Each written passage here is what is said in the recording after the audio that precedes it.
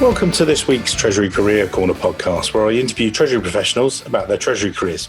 Each and every week, I talk to Treasurers about how they built their careers, where they are now, and where they see both themselves and the Treasury profession going to next. This week's show, delighted to be joined by a very old friend and drinking partner, Mr. Anthony Buchanan, the Treasurer at Asahi Breweries Europe. Established in April 2017, Asahi Breweries are the European wing of Asahi Group Holdings, traditional Japanese producer of beer, whisky, wide range of food products with rich history tracing back to 1889. You can see we've got a lot of that from the website and things. 15 breweries, the oldest one dating back to 1615, but I'll get Anthony later on in the show to describe a bit more about Asahi because they're a great group and everything else. But suffice to say, we love their products. 43 million hectolitres of beer every year. That's mental. 9,000 professionals rather across the world. But let's start back at the beginning for Anthony and his career. I'm going to get you to discuss it, mate, because you know it so much better than me. Take us back to the beginning and how you first got your sort of introduction to finance and then treasury, and then bring us back. I know we were actually friends back then, and I've helped Anthony throughout his career, so we've been mates for many, many years. So over to you, sir. Thanks, mate. That's a nice introduction. Yes, and we're always happy to be supporting the brands, of course, and catching up. Try our hardest. Chilled beer. Wow, early career, going back quite a few years now. So even by university days, I worked at an investment bank over my summer holidays. So I was lucky enough to experience the back and the middle office side of things. A bank which was it was purely focused on foreign exchange trading pre-Euro. So that was an interesting time, and it came interested in that finance-related world and treasury and so on. Spoke to the MD, and the banks were starting to struggle a little bit, and I was just finishing my degree, wondering what to do, and it was a toss-up between MA, go travelling, or try and find a job. And he said, actually, go travelling. Take the advantage now. Yeah.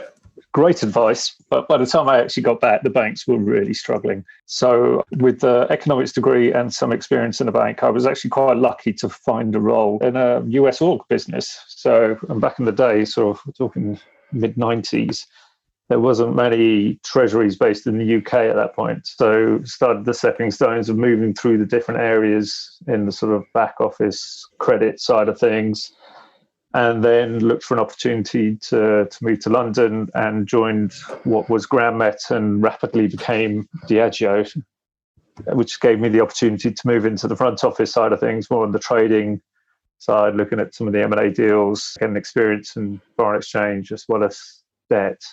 And in terms of products, you started, so Phillips Petroleum, you started big numbers, I'm assuming, or, sort of oil and gas. Yes, sizable, but we were talking cargo ships of oil. So it was interesting sizes when you've just come out of university, but in today's world, actually sort of $4 or $5 million worth of shipments is probably not the size that we're used to on trading side.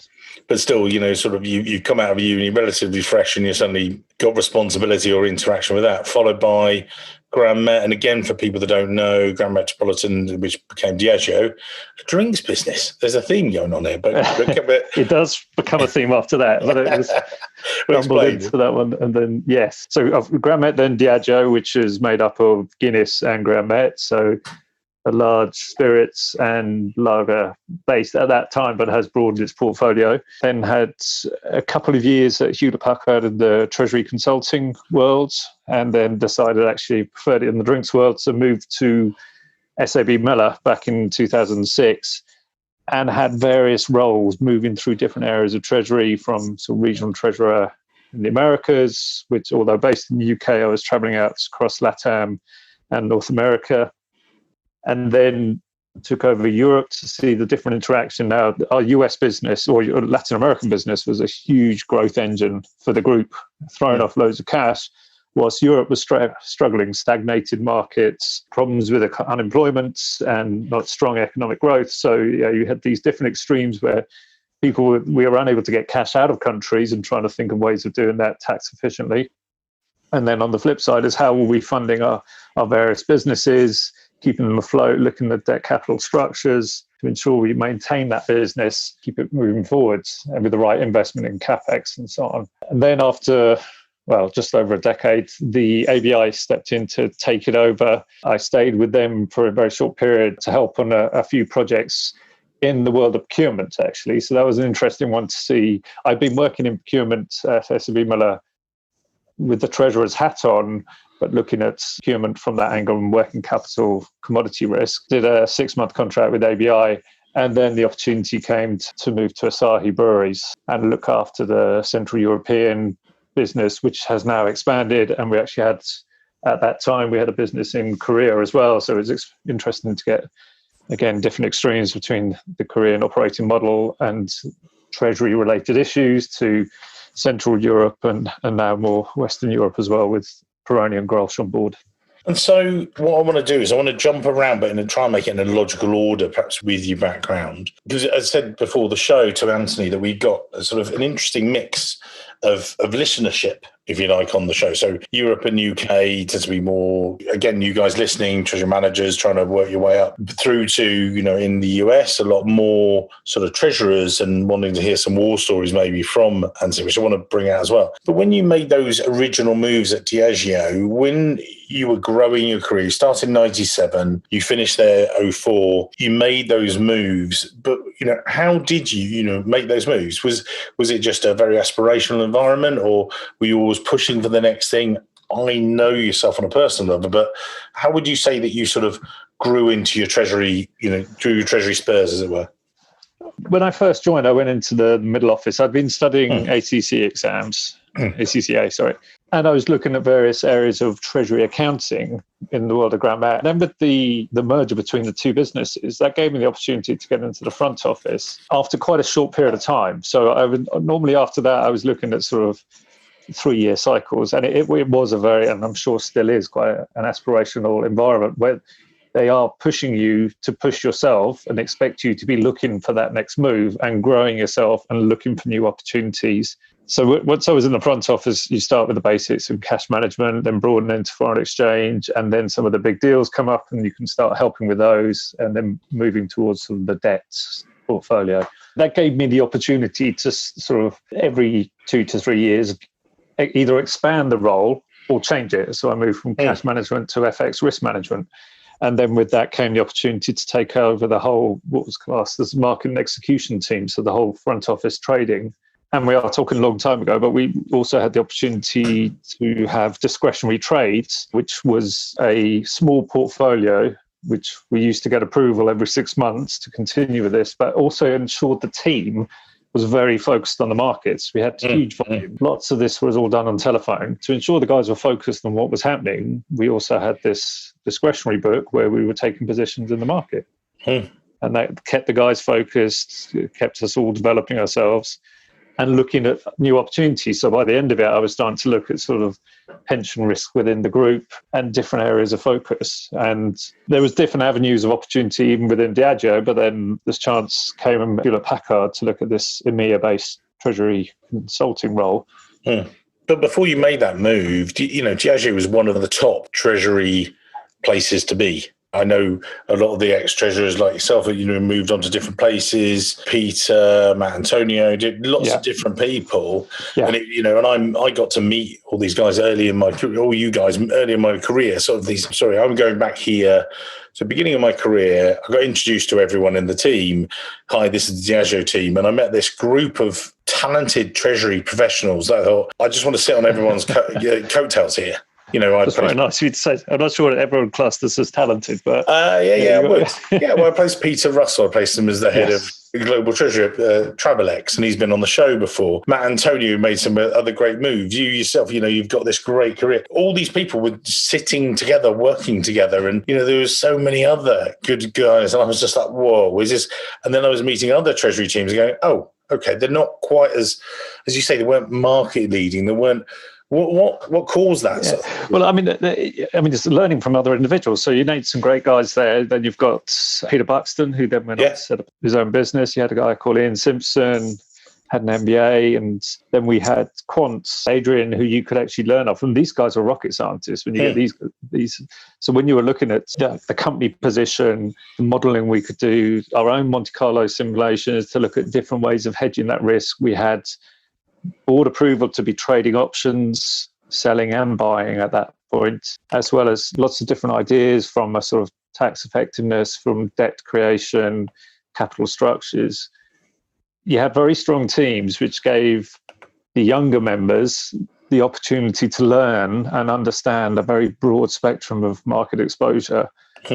And it's certainly helped in my CV over the years. I still keep in touch with many of those guys you mentioned because everyone's moved around and we still share ideas and discuss about different opportunities and what we're seeing now. I mean, I think the market has materially changed, what with accounting standards and so on. And I just think a more conservative approach to risk. I think we have had to see some changes in the world of Treasury. But back in the day, it was, it's not like the heyday of the banks, but we were pretty out there at the time and given the opportunity to look at different ways of managing risk for the corporate. As you say, you drifted away from drinks for just a short while. Yeah, had to test it. Yeah, just to test it out. And joined HP. What was that like? Because that was sort of a very different role, because you've been markets execution and then were more Treasury consulting. Was that sort of rounding out some of the experience, did you find? It was. I mean, it gave me an opportunity, and again, to meet a great bunch of guys, and some who are still in the world of finance to this day. So,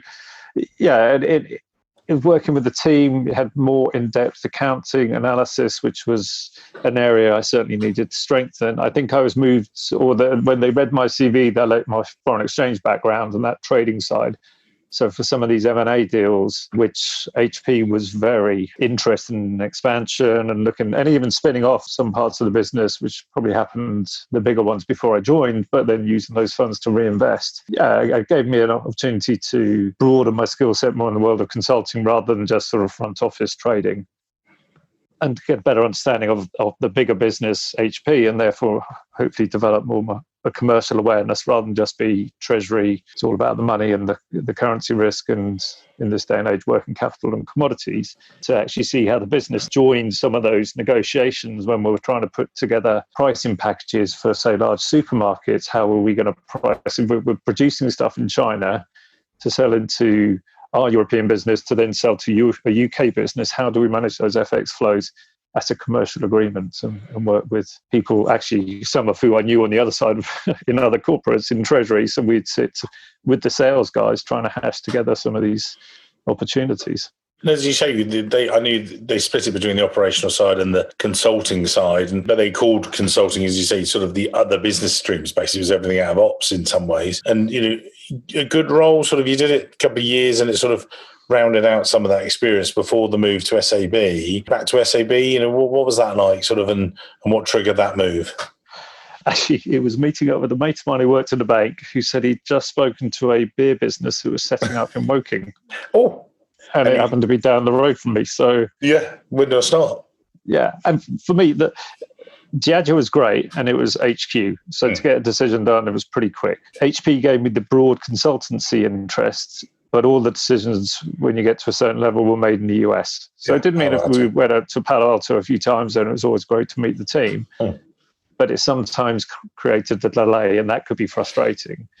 So to then have an opportunity to move to another HQ down the road, a bit of travel, probably sooner than I would have planned to move, but when the opportunity's there, you've got to go for it. And I went through the interview process and was lucky enough to get the regional role, looking after the Americas. Started the 2006.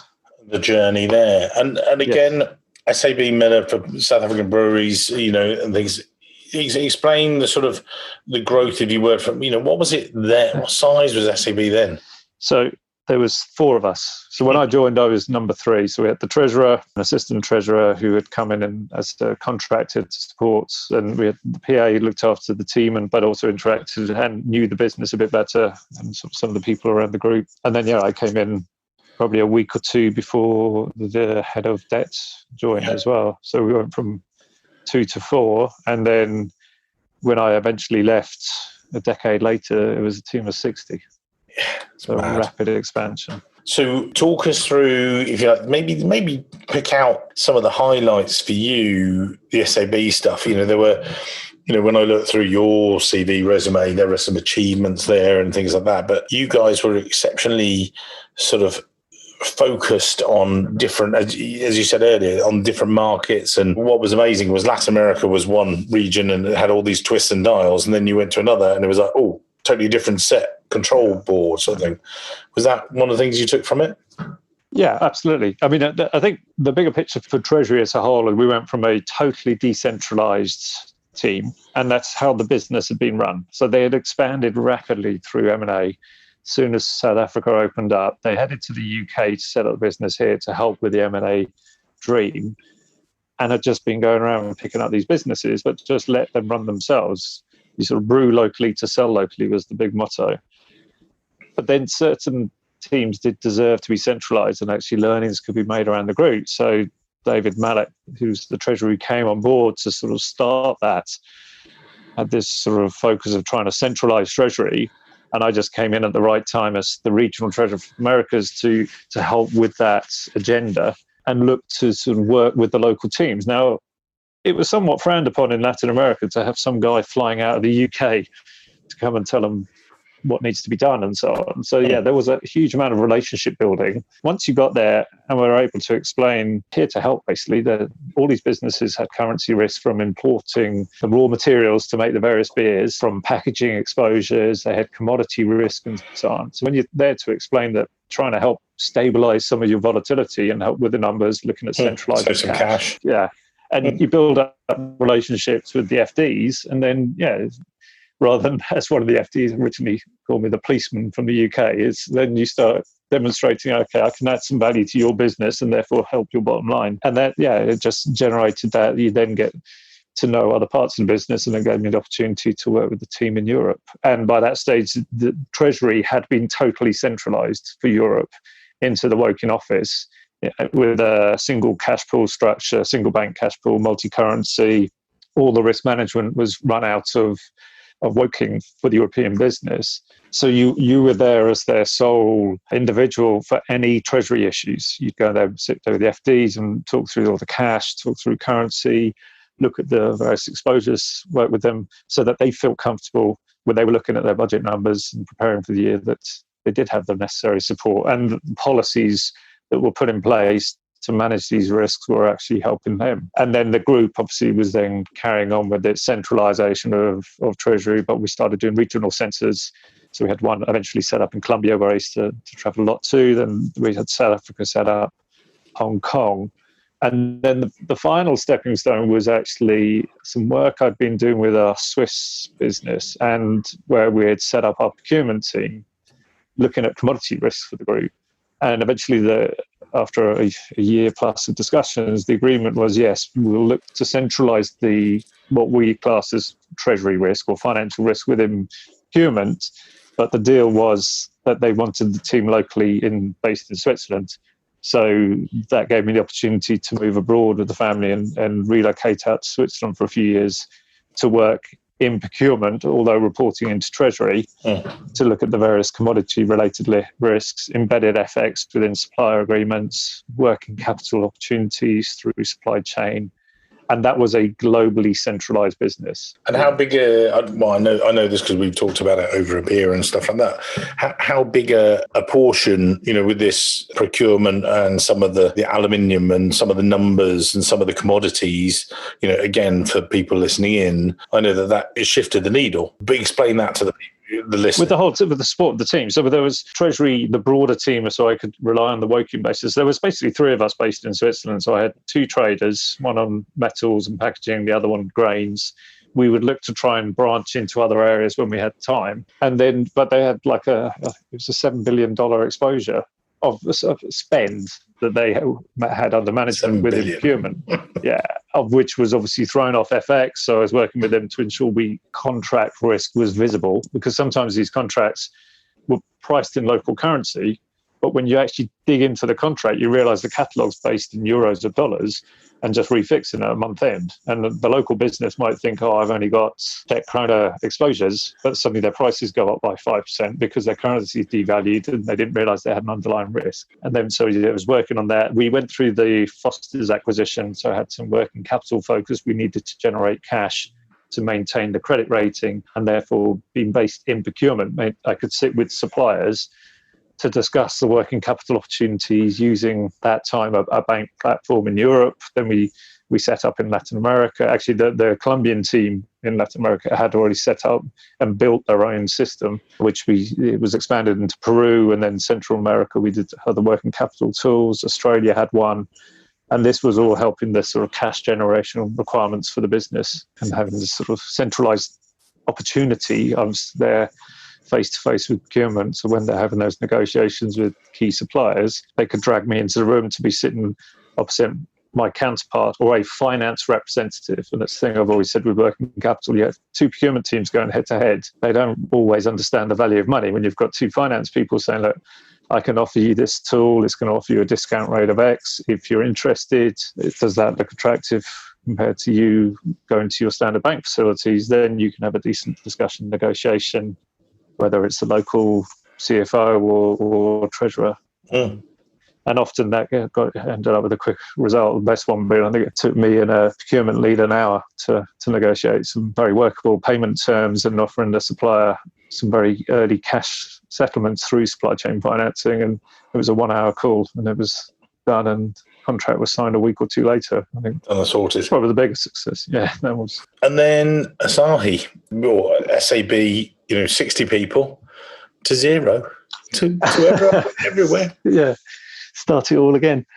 So I had the 6-month opportunity being based in Switzerland, working with ABI, looking at some key projects, but it was always a set period of time. So, and part of that, my family had relocated back to the UK, and I wanted to be relocated. Having obviously worked with some of the Central European team, the Asahi Breweries Europe is actually the old SAB Miller. Well, it was originally the Central European businesses, which were sold as a group, which Asahi stepped in. They had already bought Peroni Grolsch in the UK business, and that was Asahi Europe Ltd. And then they looked to expand a year or so later and picked up the rest of the business, but kept them managed separately. So I happened to know the CFO, or the individual who was to become the CFO, and had the discussion and said, yeah, I'm keen to work. Our headquarters are actually in Prague, but having just moved the family, the discussion was about location. So the agreement was we could be based here, actually. And of course, if you think about Treasury, your key suppliers are the banks, and they're all based in London. So there's no point me being over in Prague. My key contacts are up in London. And then on the flip side of that, to be able to sit down with the CFO and other team members, I'd just commute out to Prague every month or so to be with everybody and catch up. And when required, projects are kicking off, you might go more frequently, but it's an easy hop to get out there. So, well, it used to be an easy hop.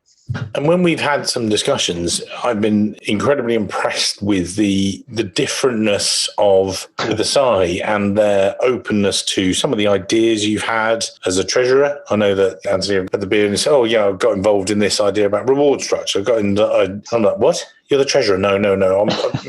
Stick with what you know, buddy. Oh, and then I'm doing this, and then Asahi asked us about this. It's a very different kind of company. Maybe you could describe it for the listeners. Yeah, and I think, well, there's two different angles there. There's the Asahi Group, which we are a part of, and there was obviously a slight concern about how much freedom, having worked for a business where I had to go elsewhere to get agreements for everything, how much freedom would I be allowed to set up, like you said, start a new treasury? We had nothing, no systems, no people, start from scratch, build everything. We had elements of the old SAB Miller cash pool structure, but that's the only thing we kept. We had no system to tie into. And therefore, how much freedom would I be able to recreate, put new policies in place, model it for the new business? So there's no point using SAB Miller policies when we had a massive global exposure, when I'm now more focused on Central Europe and the FX risk and different commodities and so on. The Japanese team were very flexible to actually let us move ahead, do what we did. They had some restrictions around debt, which was fair enough, having just raised 10 billion euros themselves for the two acquisitions. They were a bit nervous about us going off and doing our own thing. So that was controls around that, and actually we were throwing off a lot of cash, so that wasn't the issue. And then from a group perspective with the new board, I think they like to see people demonstrate diverse skills possibly, and I'm always interested to do more than just treasury, because I think it helps with your CV. So you've got the areas of working with tax, procurement, looking at supply chain from a financial point of view. But yeah, I've had the opportunity to work on some quite large HR projects, which looking at certain parts within HR, which we're looking to implement this year and hopefully go live next year. So yeah, it gives me opportunity to work with different teams. And in that particular project, they did draw in some people from marketing and other parts of the business, which gave me a great opportunity to meet people outside of my normal remit.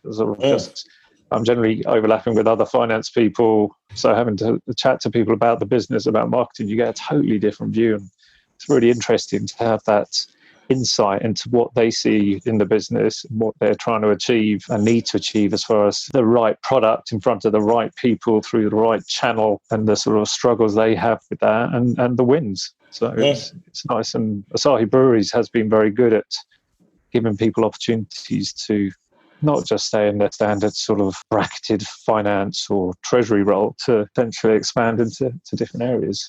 And not expand, I then move into HR. It's just like you get involved in different projects. No, exactly. But with yourself, and going back to your looking at the core treasury area, as it were, what have you seen, more recently, and what are you seeing as the key challenges coming up for treasury? And, you talk there about probably a wider treasury role than perhaps most treasurers I actually speak to, which is an interesting thing for me, that when the two of us sit down, we talk about one area. It's like I'm sometimes sitting with four treasurers. I might have an interview over the phone with the treasurer, and they'll talk about one particular issue for their company or one particular area they're focusing on over the next 12 months. You've got a wider remit, just a wider role.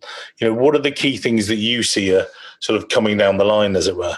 Interesting time. We probably have a slightly different view, or simpler view, a few months back, where there was prior to a COVID. lot of focus on, and pre-COVID, it was systems.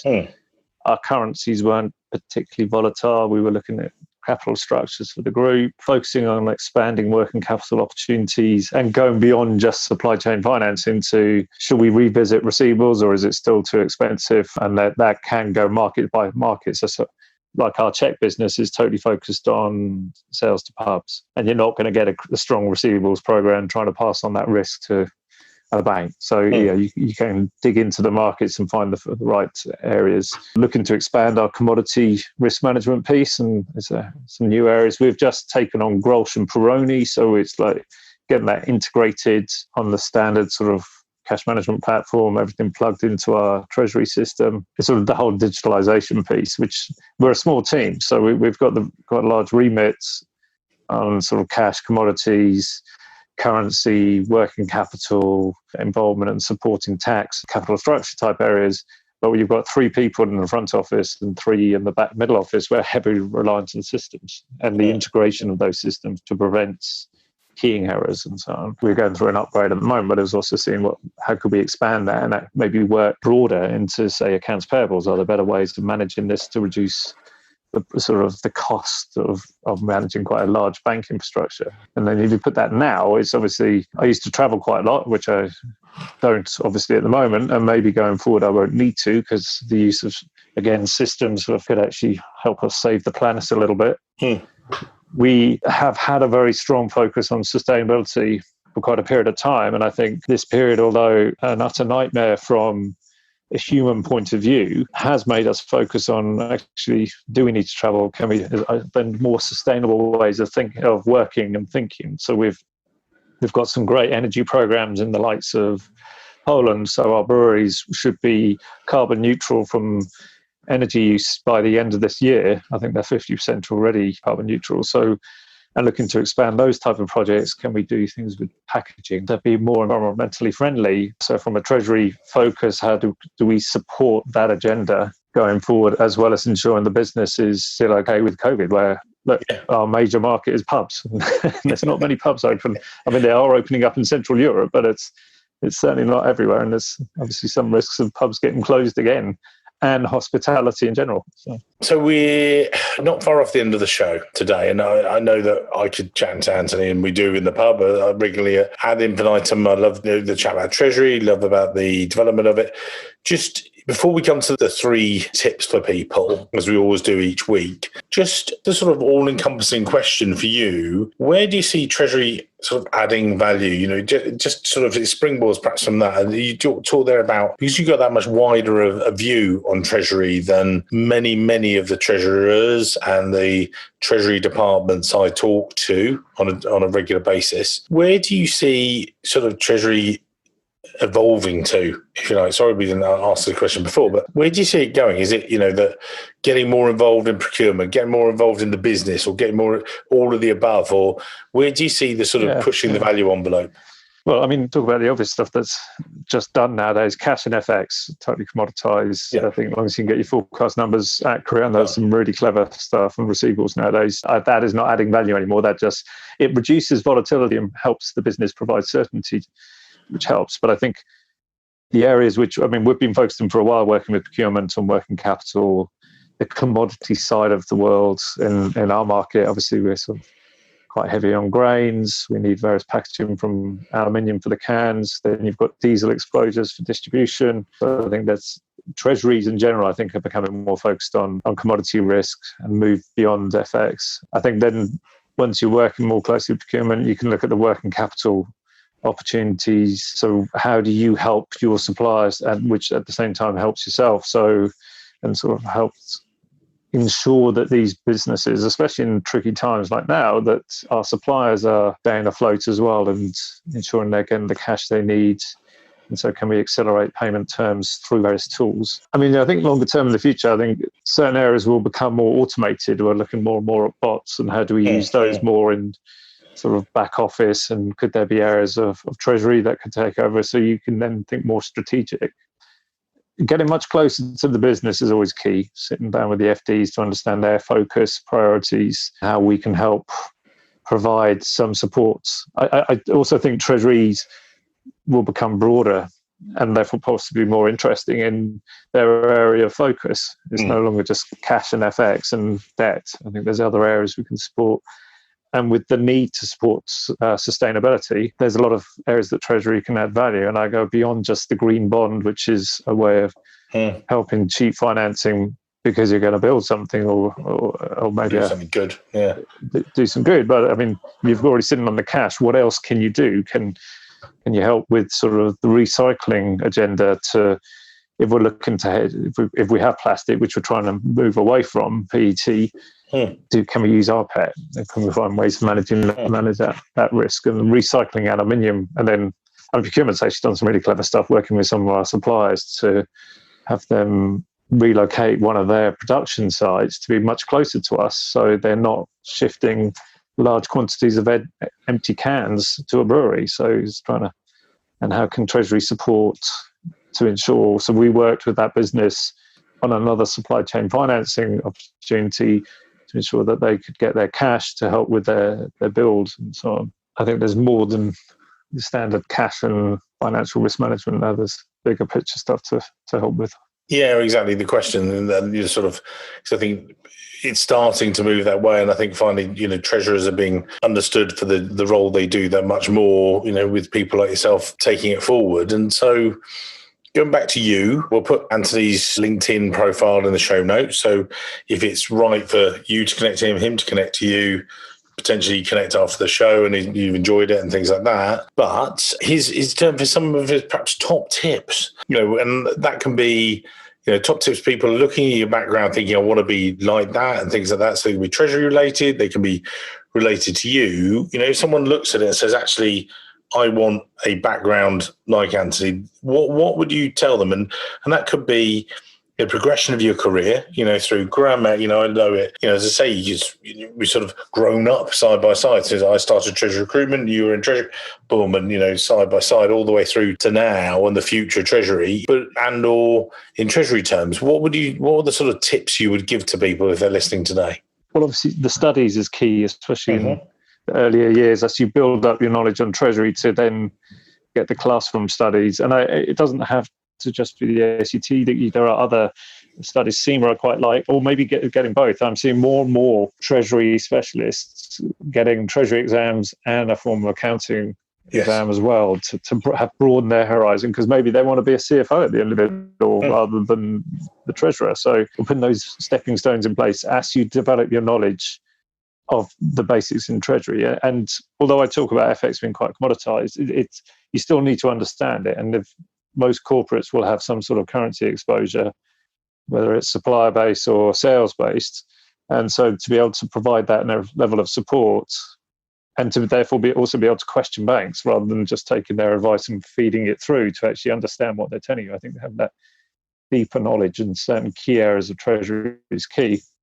I think looking for the opportunity to move roles, to grow that experience every 3 years. As you get older, it does slow down. So it's like there's not so many stepping stones when you get to the sort of deputy treasurer type role. But yeah, having that opportunity to move around the different areas of treasuries. And so whether that's working in a smaller treasury team, but therefore have the broader opportunity, or a big treasury team where you actually go and sit and run the FX portfolio or run the short-term debt and then the longer-term debt portfolio, it certainly helps broaden your knowledge. International experience, I think, is very interesting, having demonstrated that you're willing to support the business and move abroad.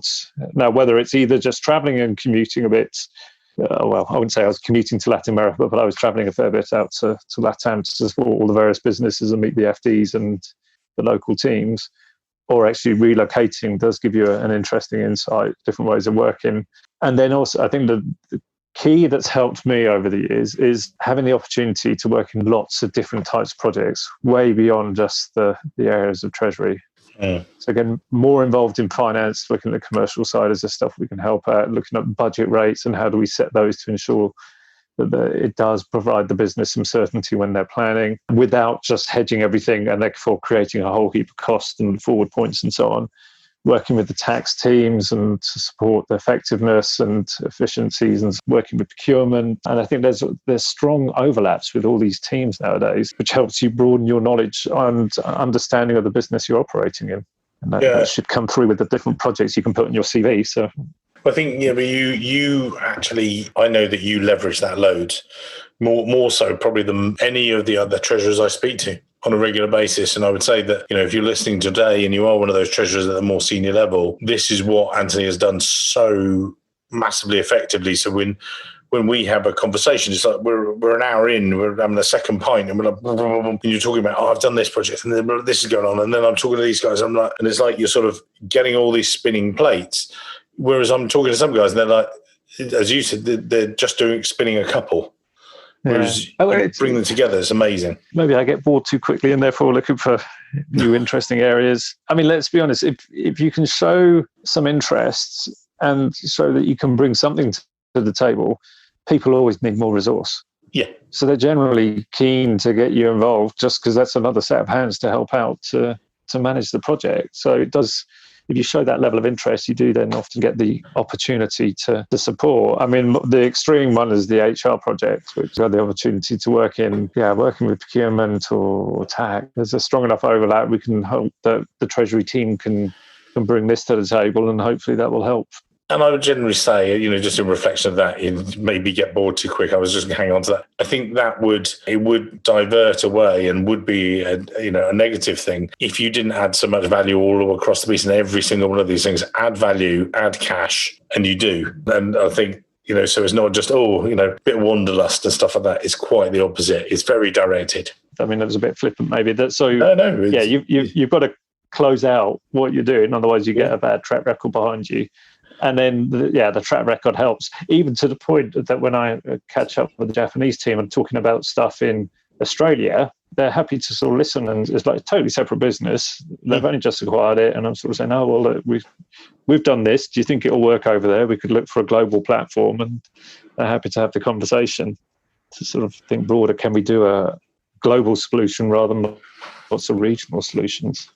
So exactly, you're looking at adding value all the time, which I think is your mindset, and it definitely helps. So, sir, it's been amazing, as I knew it would be. Well, now we're just heading out of lockdown, so thank you, beers, to arrive soon. It's a pleasure. Look forward to it. Catching up. Nice and chilled Peroni. Yeah, can't wait. Anthony, thank you for today. We'll put Anthony's LinkedIn profile in the show notes, so you can connect with him, look at his profile. It's amazing. Some great stuff. We'll actually perhaps put some links to some of the presentations he's given as well. Done stuff for Euro Finance and some of the ACT stuff, which has been brilliant as well. So have a look in there. Fantastic today. Thank you very much, sir. Thanks for your time.